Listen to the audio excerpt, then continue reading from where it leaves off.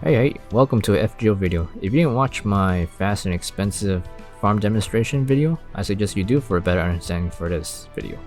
Though this will be mainly about any alternatives you could use if you plan on copying this team comp, and an explanation to why I chose each servant to use, since the point of it is just to try to get the fastest clear possible even at an expensive rate. One more thing I'd like to mention is that this will not be beginner friendly, as I mentioned that it is very expensive, and every wave clearer needs to be at max ascension and level. So, starting with the servants from left to right, Eric Blodaxe. He doesn't really need any strengthening, just need to be at 1000 attack foe. And not a lot of people use him, or just, pretty straight out forget that he exists in the game. But I use him just for his pretty fast Noble Phantasm, since he doesn't have any new animations, and probably won't be getting anytime soon. And the good thing is that he is obtainable through Friend Gacha. Next servant, Merlin. He just needs his first skill to be at level 10. And if you don't have Merlin or any other support servant that gives party Noble Phantasm gauge and damage like Waver, or currently in Japan server, Castoria, you can just use a friend support Merlin with his first skill max. Though if you do use any other support servants, it'll still work out, just that it'll be slowed down a little bit. I'll show you sooner in the video. Next up, Arash. He's the best servant to use for his quick and hard hitting Noble Phantasm and the swap after it, since he dies. For Arash, he just needs to be at 1000 attack foe for better consistency, and you need to get all of his strengthening for more damage on his Noble Phantasm and third skill. Next up, Paul Bunyan.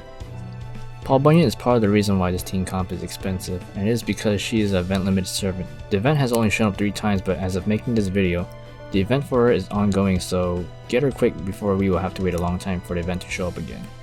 Now, as for the reason why I chose her, it's just that she has the fastest Noble Phantasm in the game and does pretty decent Noble Phantasm damage. But you need to get her to 1000 attack full, or else she will not be able to one-shot the EXP hands or any mobs with at least 25k HP. So if you don't have Paul Bunyan, you can just use Spartacus or any AoE Berserker servant like Darius or Kiyohime. It'll be a little bit slower, but we'll still get the job done. Next is the craft essences. In this team comp, you really only need at least 2 kaleidoscopes, since you can just use a imaginary number craft max limit break onto a Arash with his third skill to at least level 6. And it'll be just the same as using a regular kaleidoscope. Though if you did get a kaleidoscope, consider yourself lucky, because in my opinion, getting a kaleidoscope is like getting a 5-star servant, or equivalent to a 5-star servant. You can get it in any gacha or banner except the friend gacha. Next up, for the support servant Merlin, I recommend you get his Bond 10 craft instance, since it gives the party 10% buster performance and 10% crit damage.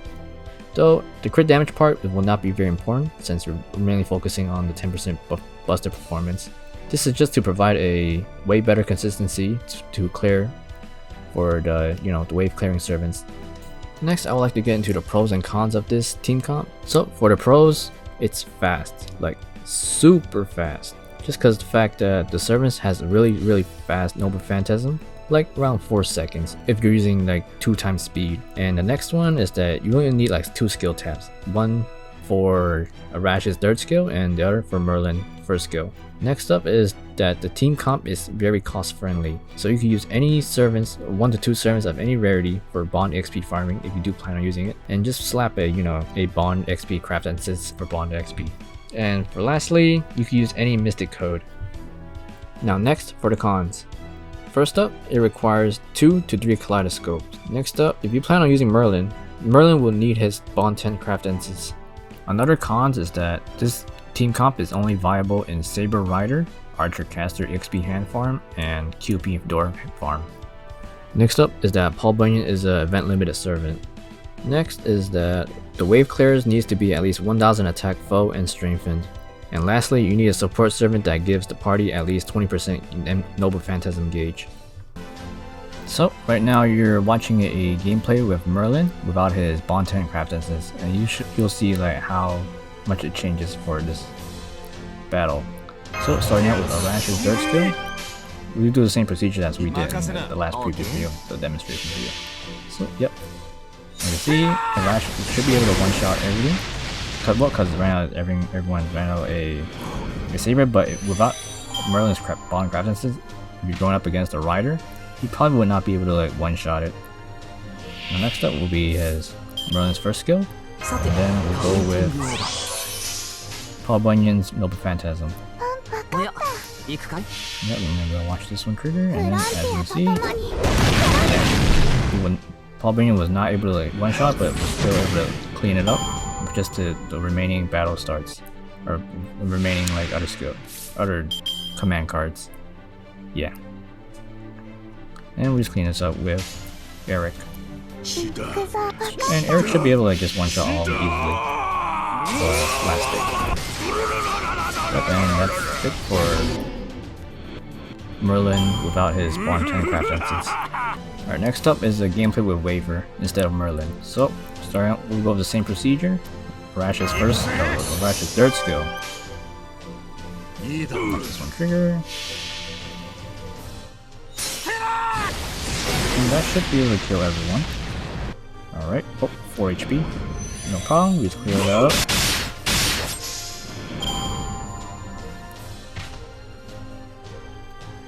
And this is part of the reason why it will be a little bit slow, because you'll be using Waver's third and second skill just for that 20% MP gauge. And then using Paul Bunyan. And this should be able to like one shot on the second wave. And we'll end it off with Eric's Noble Phantasm.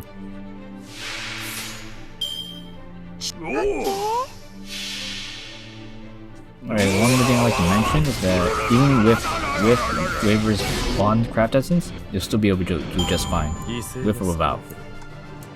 Alright, so next up is a gameplay with Castoria. I don't have Castoria's Bond 10 craft essence yet, but she'll be just fine similar to Merlin with or without the Bond 10 craft essence. Well, first up we just pop off with Rash's third skill. Do that, and I'm not sure if this will one shot, but I think all of them are just berserker and stable, so it'll be a one shot. That's fine. But sometimes if it's a rider, it will not be the one shot without if you don't have Castoria's Bond 10 craft essence.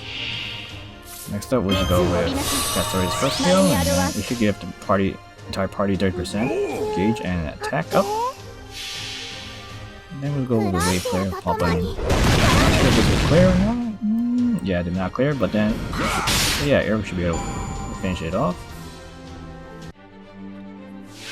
And then end it off with Eric's Noble Phantasm. And about Eric, he should be able to like one shot him easily. He does quite a lot of damage with his Noble Phantasm. Just like that. So the reason why Rash would not work is that he'll be unable to one-shot the Lancers. I mean, well, you know, class disadvantage, as you can see. You're really messing around with RNG in the first round for full Assassin or Berserker mobs if you're still planning on using a Rash. The rest of the waves will be the same. So instead of using a Rash, you will have to replace him with Shakespeare and use a plug suit for a swap. So in this round, we'll be using Shakespeare's third skill and his first skill, just to do more damage against the Lancer. And just finish it up with the command cards. Using his Noble Phantasm, because Shakespeare's Noble Phantasm is pretty fast. And did not finish the Lancer, but we'll should be able to finish it off with any other servants using their command cards. And just use the plug suit for the swap with Paul Bunyan. And it should be similar to all the other methods that we use. Just use Merlin's first skill and that should be it. And just use all the Noble Phantasm.